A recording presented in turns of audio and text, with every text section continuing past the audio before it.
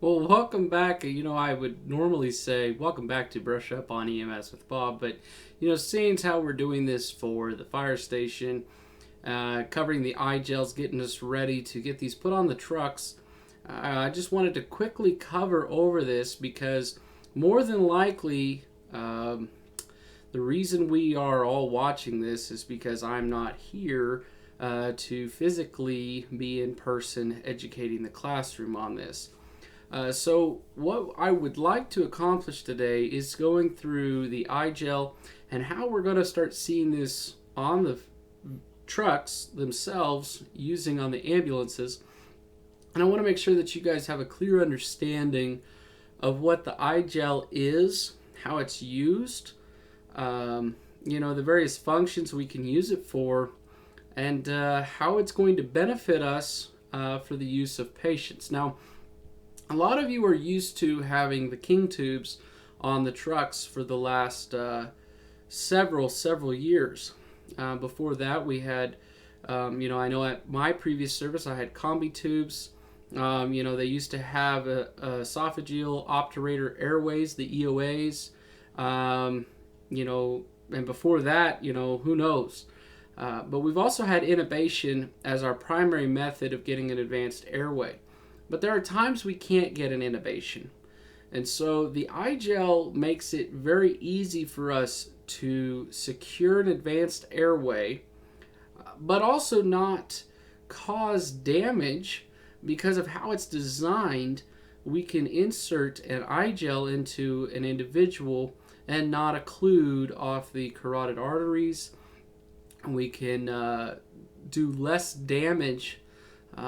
Whereas with a king airway, we might overinflate and reduce that cerebral vascular blood flow going to the brain. So today I want to talk about the igel and the benefits, how to use them, and then after you guys go through this presentation, it'd be a good thing to get familiar with using the igel and how it works. And absolutely play around with the mannequin and putting in the igel. There's some interesting things you can do using a 7.5 ET tube, putting it through an igel. Not that it's an approved practice, but there is some studies out there showing that you can actually intubate right through an igel. So let's get started. So did I say igel or did I say gel? Well, either way you see it, this is the original igel. Now, as Ben Stiller here is not really realizing that he's got some gel on his ear, let's be more aware of our surroundings and how we're going to actually use igels, and how we're going to use them in the back of our ambulances on calls. So let's dive right into understanding igels. So this is the igel. Igels are a form of what's called a laryngeal mask airway, an LMA. There are several different types of advanced airways that EMTs and AEMTs can use, as well as paramedics. But we all know a paramedic can also intubate. But at the EMT and the AEMT level in the state of Kansas, we use advanced airways. And these advanced airways are normally based either on height or weight. Now, the laryngeal mask airways depend, some inflate and some don't. The igel does not inflate, cutting out some of those steps that sometimes can be kind of cumbersome when we're running a code blue or a critical patient. So without having to inflate a cuff, it makes it so much easier to place that advanced airway. Also, as you notice here on this igel, it kind of has kind of a phallic-like shape. Now, yes, I did just say phallus or phallic, and the reason they kind of did that is, well, you be the best judge of that. But what you see down here is the opening that's going to go over the glottal opening over the larynx, heading to the trachea. It's a very sticky surface and a very kind of squishy surface. and it goes in between these tonsillar pillars on either side, and it wedges itself in. When the igel goes into the airway, it'll actually cause the throat to kind of bulge out like a bullfrog. We're going to insert these to the black line here that goes right to the teeth, and that helps us identify how deep we need to push these. Now, remember how I said that LMAs are either based on weight or height? Well, on each igel, there is a marking that says for the number of kilograms. That doesn't mean that every single patient, if it's not in that kilogram range, does that mean that the patient can't have that igel or can have that igel, and it has to be that exact one. You also have to have some critical thinking when you're using these, that if the individual is that weight, but their neck size or their body size just doesn't quite fit, and it's just not seeming like it's working, you may have to go up or down on the scale of the igels, and that's why we have various different sizes. Now, as you see here in this picture, this is a number 4. This is probably a very common size that you're going to see get used a lot. However, there is a number 5, and it is much larger. And there are different ways to secure these igels, and we're going to talk more about that. And you guys are going to practice doing some securing of the igel when you're doing your hands-on portion. But one of the hopefully methods that we're going to use at this service is we're going to be using a Thomas tube holder. Now, the older Thomas tube holders are too small to go around the igel. However, the newer ones have a better design, and it allows for the Thomas tube holder to go right around the igel. So it doesn't matter if it's a size 5 or all the way down to a size 1. The Thomas tube holder will be able to go around that. And it's just good practice to secure the tube, even though you really don't have to secure these, and you see pictures of these all the time not being secured because they secure down here across the airway opening. It's still a good practice to make sure that igel is secure before we move a patient or have them being transported. Now, the igel features, as I've already been talking about, we have a 15 millimeter connector. Now, to most of us, we're like, okay, 15 millimeters. Well, that's the same size that we place our end-tidal CO2 onto, as well as our bag valve mask.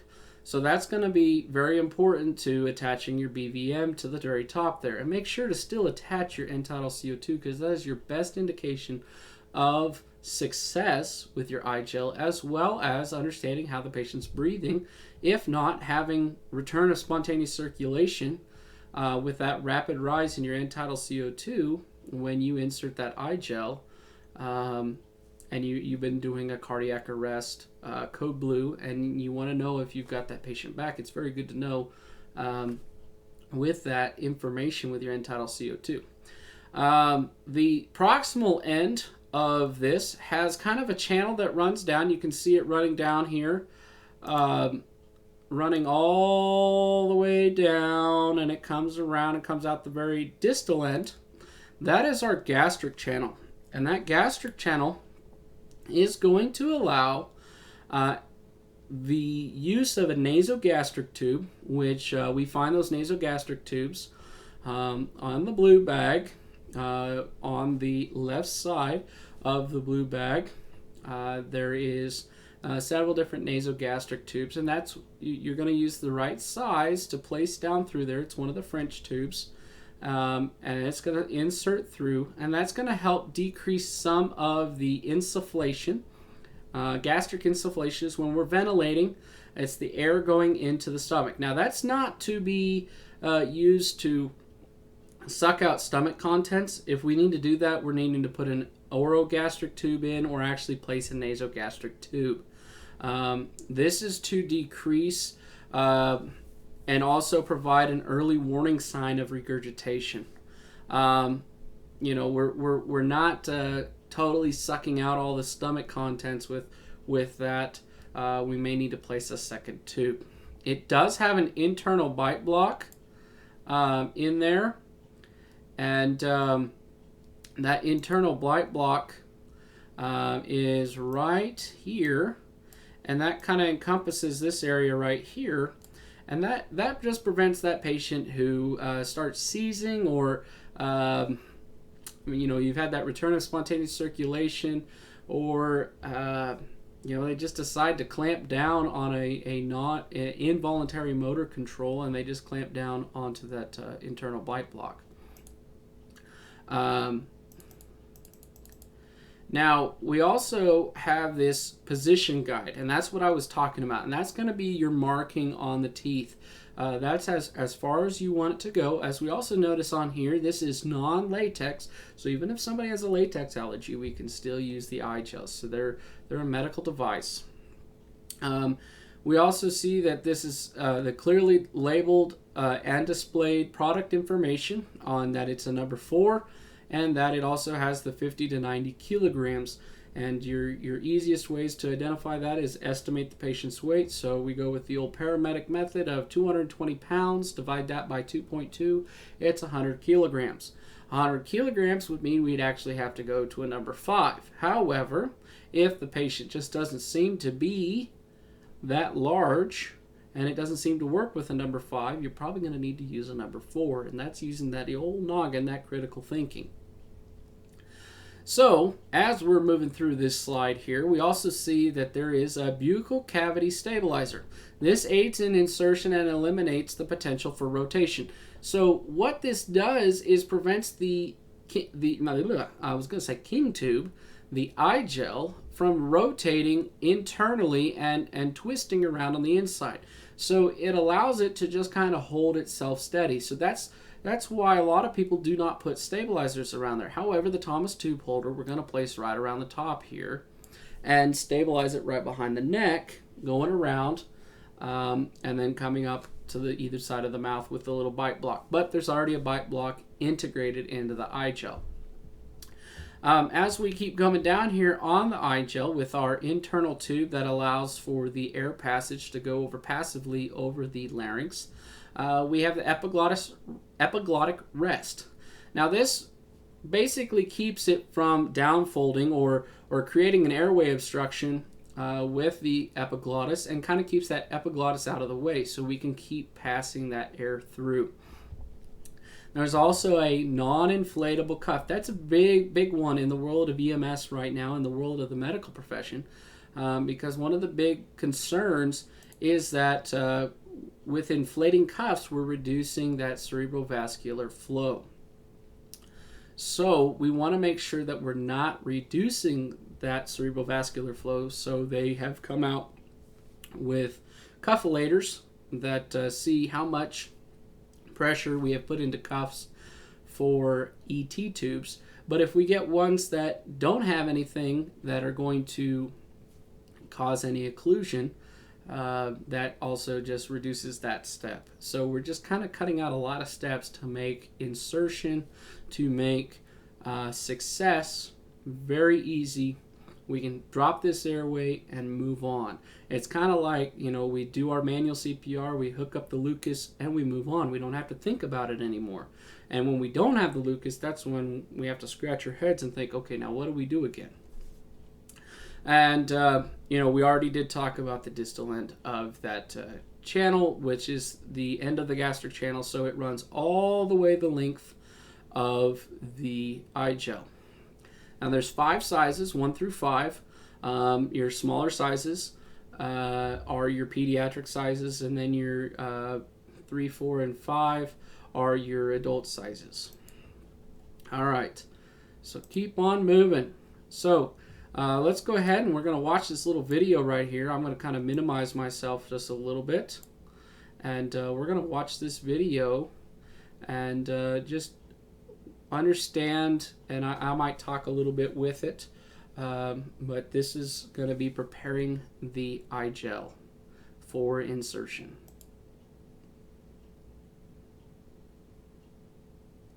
The igel is a novel and innovative supraglottic airway management device made of a medical-grade thermoplastic elastomer, which is soft, gel-like, and transparent. It took over 5 years of development to perfect a non-inflatable anatomical seal of the pharyngeal, laryngeal, and perilaryngeal structures that would reduce compression trauma. A supraglottic airway without an inflatable cuff has several potential advantages, including easier insertion, minimal risk of tissue compression, and stability after insertion. Igel is a latex-free single patient use device that has a gastric channel to reduce the risk of aspiration.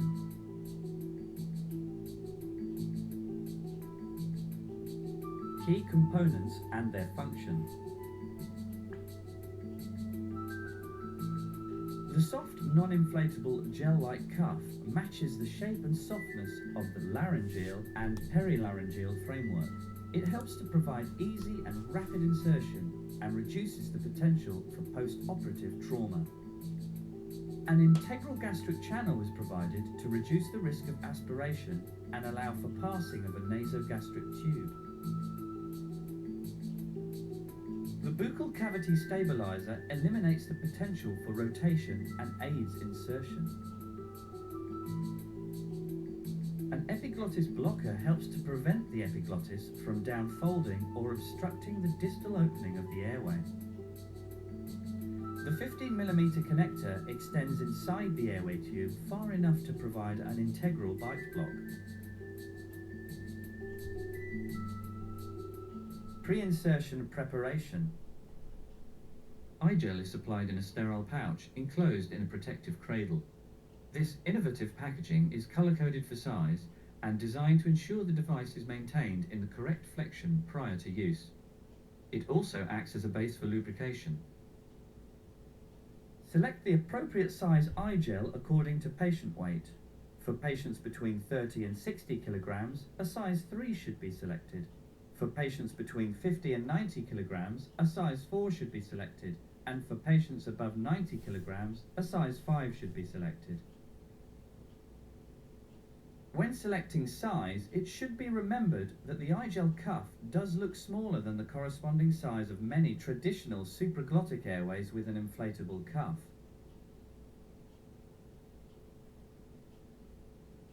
Ensuring that you conform to local policy for hygiene, open the igel package and on a flat surface, take out the protective cradle containing the device. Now we know we don't always have a flat surface. Pre-oxygenation, remove the igel and transfer it to the palm of the same hand that is holding the protective cradle, supporting the device between the thumb and index finger.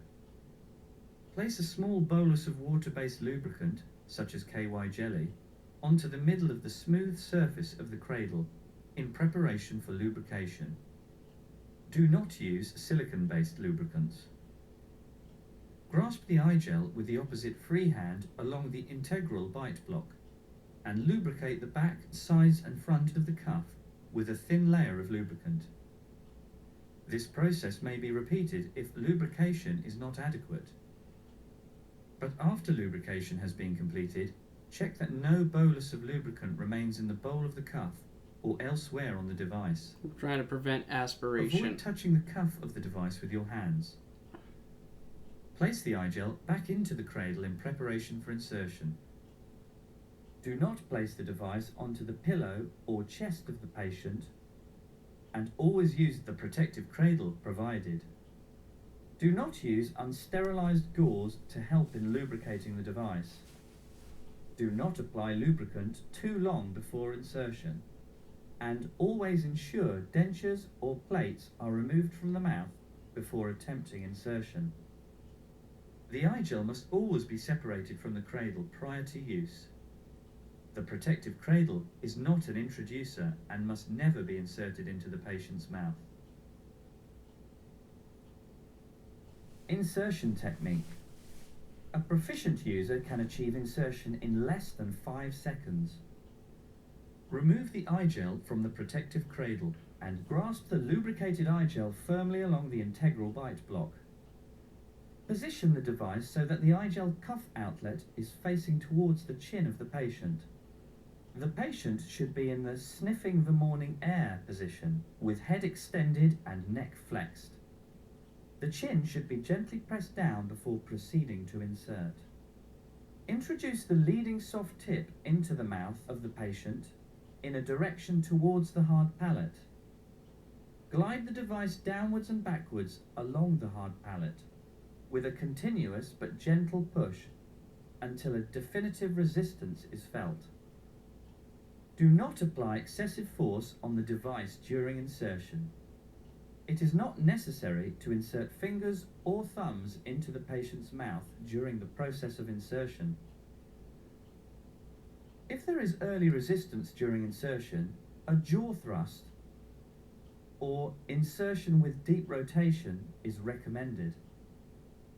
When inserted to a definitive resistance, the tip of the igel should be located into the upper esophageal opening, and the cuff should be located against the laryngeal framework. The incisors should be resting on the integral bite block. Since igel is shorter than many other supraglottic airways, it is important to remember that after correct insertion, it is likely that less of the airway tube will be visible. The igel has a horizontal line on the integral bite block to indicate the optimal position of the teeth. But the teeth may rest safely anywhere on the integral bite block. The igel should then be taped down, maxilla to maxilla. When inserting the igel, it should be remembered that partial resistance and then a feeling of give way Notice may the sometimes bullfrog be felt appearance before there. the endpoint resistance is met. This is due to the passage of the bowl of the igel through the forcial pillars. This is quite normal and consistent with correct insertion, but in such cases, insertion needs to continue until definitive resistance is felt. Let's look at some igel insertions in real patients. Note the sniffing the morning air position and the gentle press down on the chin. See how there is no need for fingers to be inserted in the mouth. There is never a need to apply excessive force or to repeatedly push down on the device once definitive resistance has been felt. How to use the gastric channel. If required, a nasogastric tube can be inserted down the gastric channel of the igel. For a quick and efficient insertion, it is important that the nasogastric tube and the gastric channel of the igel have been adequately lubricated before insertion is attempted. The ideal way to achieve this is to place a small bolus of lubricant over the proximal end of the gastric channel. The nasogastric tube should then be inserted a short way down the channel and moved in and out to prime it before completing insertion. The maximum size of nasogastric tube that can be inserted down the igel is size 12 French gauge for a size 3 and 4 igel, and a size 14 French gauge for a size 5. In summary, igel is a simple and effective alternative to traditional supraglottic airway devices. Igel has been designed to eliminate the need for an inflatable cuff and create a superior anatomical seal mirrored to the pharyngolaryngeal structures. It includes a gastric channel to reduce the risk of aspiration and is very easy and rapid to insert. Igel offers natural airway management.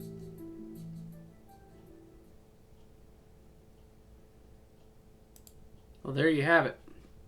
So I'm going to move myself here a little bit. Now, we don't have these actual packs that are coming in our actual trucks.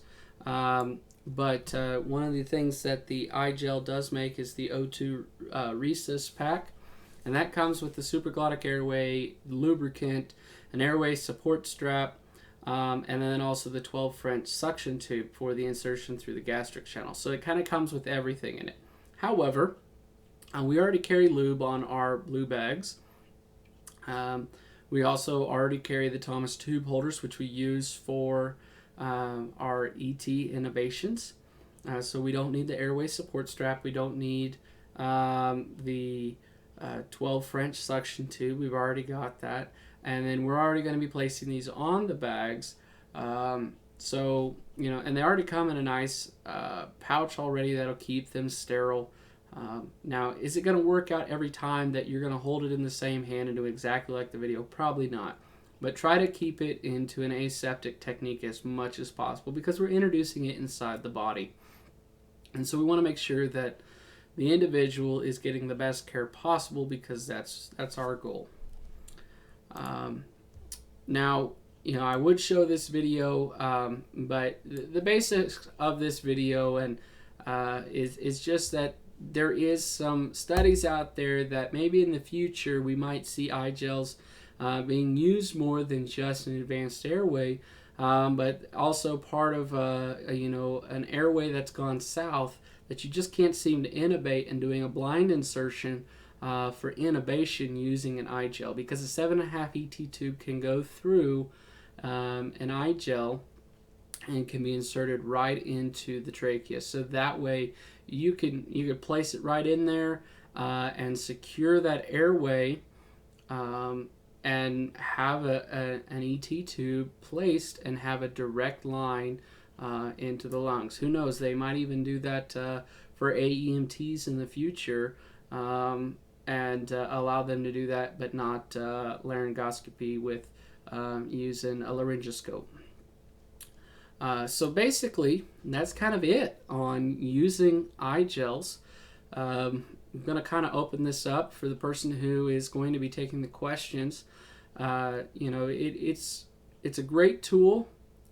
The igels are going to be a game changer for us in the field. When we have that traumatic injury or we have that code blue and we don't have time to mess around with intubation and we're just trying to get an airway quickly, you can put an igel in less than 5 seconds. Once you have it prepared, it is a simple place, and you place till you meet deep resistance, but we don't shove it in there. And then once that igel is placed, then you just secure it and you're good to go. So at this point, we'll just kind of let you guys have at it and practice through. Make sure to practice like we play out in the field. So get the patient, put an OPA in, bag the patient, ventilate them, do proper ventilations, attach your PEEP. Remember, PEEP's important whether you're doing a igel or intubation or just assisting ventilation. PEEP is very important. So set your PEEP at about 10 centimeters of water pressure. Ventilate your patient, take out the OPA, place the igel. If you can, attach your end-tidal CO2 to make confirmed placement. Secure your igel, ventilate the patient. Remember, it's 1 breath every 6 seconds once you have an advanced airway placed. And rotate through and just see the benefits of how easy it is. And then after you've played with the igel, then go back and try placing a king airway and see how much faster it is placing the igel versus the king airway. But that's it. I hope you guys have learned something about the igels, and good luck, and keep providing good quality patient care to the people of Ford County.